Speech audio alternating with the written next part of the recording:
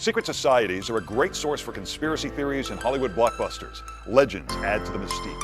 One thing is certain, a secret society is about elevating members above others, us versus them. In the Ivy League, secret societies are the elite among the elite, and members often become world leaders. I sat down with one man who was telling his story, and he's not your typical Ivy League secret society member. Shadow societies have existed for centuries. At one time, Christianity was a secret society to avoid Roman persecution. Founding fathers like Washington and Franklin were Freemasons. The Mafia is a secret society. Our membership has pleasures, hardships, and sometimes it's pain. There are many reasons to join, but at the core is status, favoritism, and power. A toast to the successful progression of Skull above any other. The movie The Skulls captured the imagination of one of these secret societies, Skull and Bones at Yale University. The film hit the box office in 2000 as a Skull and Bones member was running for office, George W. Bush. Other members included his father and grandfather, as well as Senator John Kerry. Skull and Bones was started in 1832 when people were starting to become suspicious of organizations like the Freemasons. So two men decided to make their college fraternity a secret society. Alphonso Taft, father of President Howard Taft, and a merchant named William Huntington Russell, who made his fortune transporting opium. For centuries, secret societies like these were for white men, primarily from established and wealthy families. That is not Ian Smith, one of the few African Americans chosen for one of Harvard's secret societies, the Delphic Club. Why did they pick you? You know, it's been several decades since I was a member of the club or joined the club, and I have no idea why they chose me. I am everything that a club is not in African. I was not wealthy by any stretch of imagination. I was a family. I had no legacy whatsoever at Harvard or in this kind of elite world. I don't know why they chose me. They don't tell you why they chose me. Under his dorm room door in 1988, he received an invitation with 3 blue torches. That card opened a door to a world most never see. You do learn very quickly how important these clubs are, not just socially, but historically speaking. And they're very different from fraternities in the sense of they are more formal, they tend to be more elegant, they have a lot more money. Money, women, parties, exotic trips, and cars. I remember things that happened in the club that, were they brought to the fore now, in the environment and the era that we're in, those people who participate in this activity would be held very accountable and have negative. Plus, secrecy gives an air of prestige. Very few get behind the door of the Delphic. Sure, Ian Smith was a great student and athlete, but he was not like the others. He grew up in a working-class neighborhood in Danbury, Connecticut, with a single mom. You know, I think I was a pretty fun guy, affable, I didn't have a lot of hang-ups, and so I think that you guys would probably like that. But were you conflicted going in and how they typically view African Americans or even people who didn't come from the power structure of the East? Yes. Have kept out people like myself, African Americans, people who don't come from money.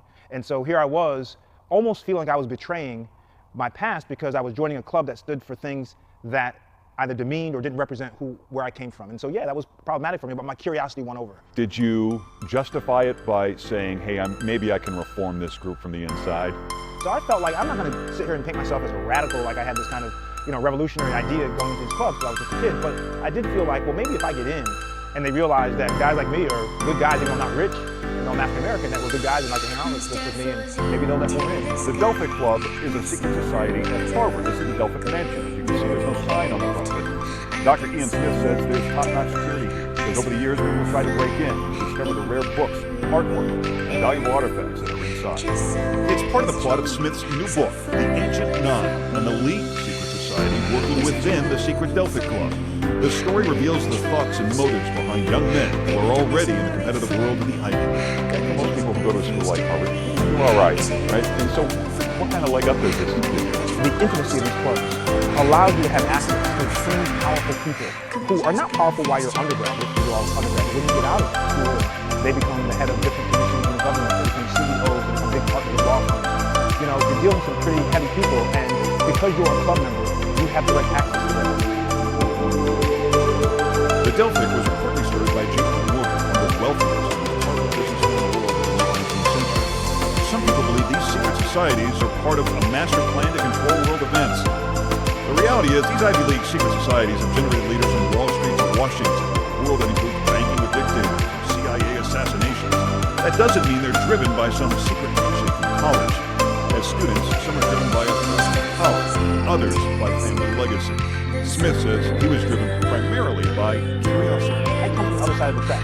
And so I was interested to see how they talk. What do they do on their downtime? What does it look like? Did you find the kids of wealthy families were perhaps not as happy as you would think they would be as a kid who was not wealthy? They were what I see in the sense of these elite, very kids, they had a very different lifestyle. That to me was very interesting. His first novel is somewhat autobiographical and infuses a lesson for the other 99% of young men and women who will never get into an Ivy League school, let alone a secret society. When you are a grounded person and you are constantly improving and what you know, the environment will not have such an impact on you that you lose the core of the community. The clubs are not affiliated with Harvard. The university has tried to shut them down for not being inclusive. They've taken the biggest kick ever to try to squash these clubs. That is, you can't be a captain of a varsity athletic team. You can't hold a student government position. And also, they will not give recommendations for scholarships, like the Rhodes Scholarship. They won't give these referrals recommendations, so they're trying. But at the end of the day, these clubs, in my opinion, will be around forever because these clubs are doing organizations, whether university.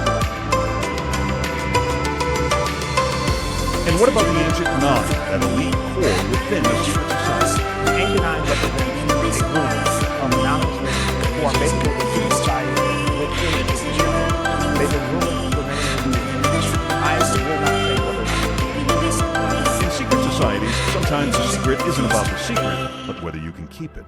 Smith didn't. He didn't give away all the Delphic secrets, but has he said too much? He says he's not worried.